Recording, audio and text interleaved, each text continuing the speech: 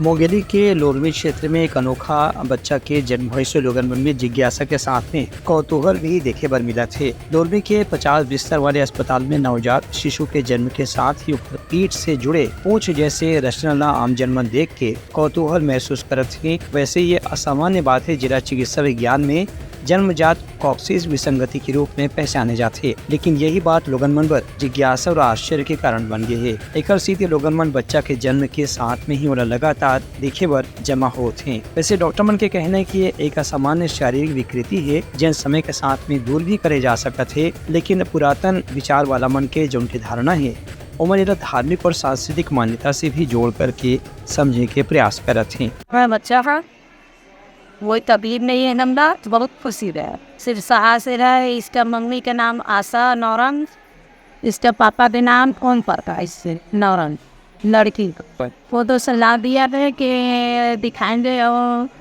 केलिंग के फिर बिलासपुर से सर्जरी कर जाए। Bureau report Uttarakhand news.